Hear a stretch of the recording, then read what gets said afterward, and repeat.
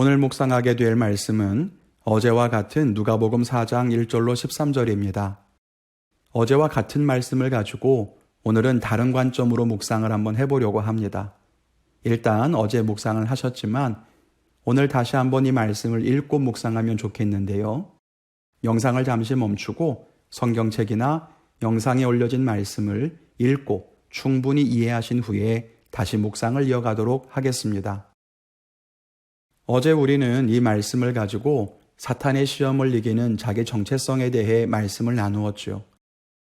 예수님이 자신이 누구인가 하는 분명한 자기 인식을 가졌기 때문에 사탄의 유혹에 흔들리지 않았던 것처럼 우리도 내가 하나님의 자녀로서 어떤 삶을 살아야 하는지, 내 직분에 맞는 삶, 내 사명에 맞는 삶은 무엇인가를 분명히 알 때 시험에 넘어지지 않고 유혹을 이기게 될 것입니다. 오늘은 사탄이 예수님을 유혹했던 세 가지 장면을 보면서 사탄이 어떻게 우리를 유혹해 오는지를 살펴보려고 합니다. 사탄은 돌을 떡으로 바꾸어 먹으라고 시험했고, 자기에게 절을 하면 온 세상을 주겠다고 했고, 높은 성전 꼭대기에서 뛰어내려 네가 하나님의 아들임을 보여주라고 시험했습니다. 이 세 가지 유혹은 요한일서 2장 16절의 말씀과 유사해 보입니다. 이 말씀에 의하면 세상에 있는 모든 것은 육신의 정욕과 안목의 정욕과 이생의 자랑이라고 했습니다. 오늘 함께 생각해 보면서 묵상하겠습니다. 첫째는 육신의 정욕을 버리라는 것입니다. 사탄이 예수님을 유혹한 첫 번째는 40일을 금식하여 배고픈 예수님에게 돌을 떡으로 바꾸어 먹으라는 것이었습니다. 배고픈 사람이 먹을 것을 먹는 것은 자연스러운 일입니다. 또 먹을 것이 없는 광야에서 하나님은 만나라든가 메추라기와 같은 기적의 방법으로 이스라엘 백성들을 먹이시기도 했습니다. 그러니 예수님께서 돌을 떡으로 바꿔 드신다고 해도 크게 문제될 것은 없어 보입니다. 그런데요, 이것이 왜 시험일까 곰곰이 생각해 보니까 예수님이 성령의 충만을 받아 40일 동안 기도하셨다는 말씀 뒤에 나온다는 것입니다. 예수님은 성령이 충만하셨습니다. 주의 영으로 가득하여 자신의 육신의 피로를 끊고 오직 하나님께만 집중하셨지요. 그런데 사탄이 유혹합니다. 금식하느라고 피곤하지? 배고프지? 이제 기적으로 먹을 것을 만들어 먹어. 여러분, 이것이 무엇을 의미합니까? 지금까지 누렸던 영의 만족을 한순간에 육신의 필요로 바꾸는 것입니다. 영적인 기쁨, 성령의 충만을 보지 않고 이제 배고픔이 느껴지고 육신의 필요를 위해서 살라는 겁니다. 사탄이 이렇게 교활한 겁니다. 그때 예수님께서 말씀하십니다. 사람이 떡으로만 살 것이 아니라고 말씀하셨다. 즉, 육신의 정욕을 위해서 살아가지 않겠다는 거죠. 우리들에게도 이런 시험이 다가옵니다. 영적인 시선을 육신적이고 세상적인 것으로 바꾸어 놓으려고 합니다. 그러면서 속삭입니다. 교회 일 하느라고 피곤하지? 이제 그만 쉬어도 돼. 요즘 코로나로 인해서 교회 모이는 게 위험하대. 그냥 집에서 편하게 예배드려. 네가 지금 가족을 위해서 돈을 벌어야지 예배할 때니. 내 마음이 복잡하고 힘들지? 지금 봉사하는 거, 찬양하는 거 하나님 기뻐하지 않으셔. 너 마음 편해질 때까지 쉬어. 그렇게 유혹해 옵니다. 우리의 시선이 하나님에게서 이 땅으로 내려오게 하는 거예요. 영적인 만족을 육적인 만족으로 바꾸라고 유혹합니다. 우리가 육신의 정욕, 세상적인 욕심을 버리지 않으면 이런 유혹이 올 때마다 넘어질 수밖에 없다는 것을 기억해야 합니다. 둘째는 안목의 정욕을 버려야 합니다. 두 번째로 사탄이 유혹합니다. 예수님을 높은 곳에 데리고 올라가서 천하를 보여주며 이 모든 것을 다 너에게 넘겨주겠다. 이 모든 권위와 영광을 다 내게 주겠다는 겁니다. 이것은 안목의 정욕과 관련이 있습니다. 안목의 정욕이란 눈에 보이는 것을 탐하는 욕심을 말하죠. 사실 이 두 번째 시험에는 우리가 생각해 봐야 할 것이 하나 더 있는데요. 그건 바로 예수님께서 이 모든 세상의 주인이시라는 사실입니다. 그분은 이 세상의 주인이지만 죄악으로 인해 하나님과 멀어진 이 땅을 구원하시러 오셨습니다. 이 땅을 다시 회복하여 하나님의 소유로 바꾸어야 하는 책임이 예수님께 있었다는 거죠. 그런데 사탄이 유혹합니다. 이 모든 거 다 그냥 너에게 줄게. 내게 절 한 번만 하라는 겁니다.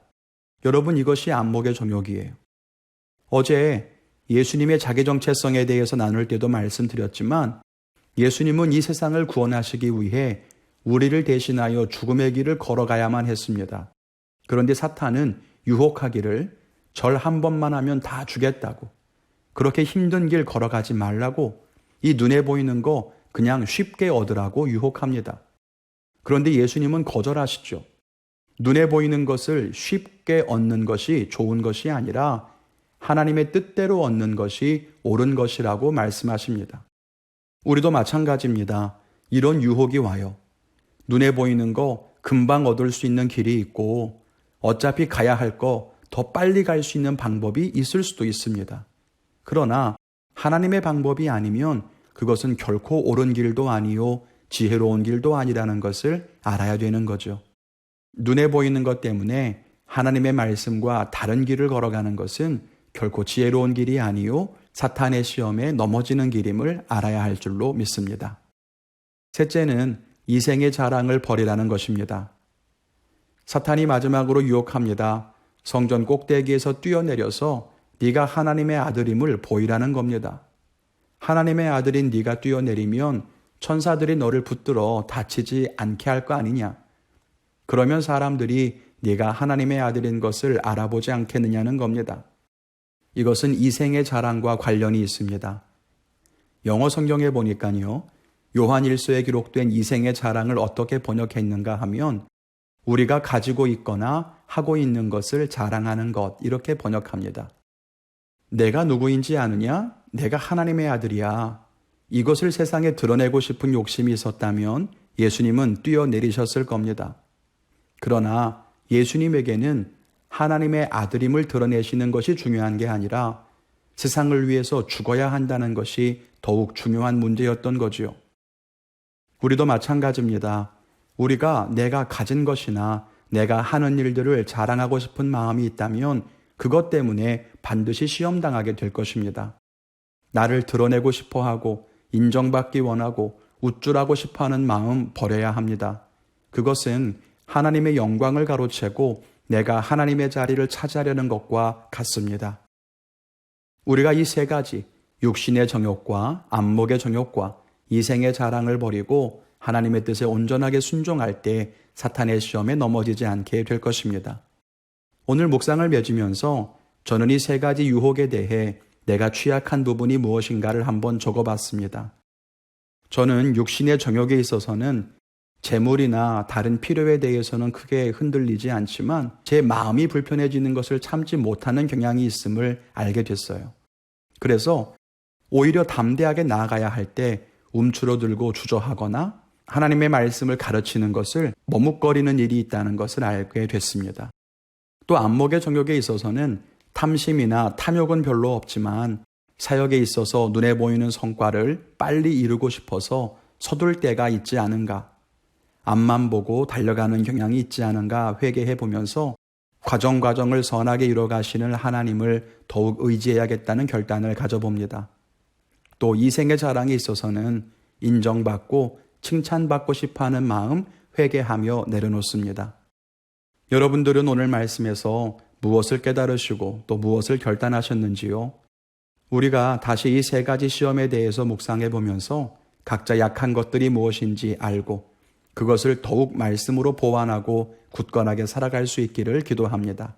오늘도 주님 말씀 안에 승리하시기를 주님의 이름으로 축원을 드립니다.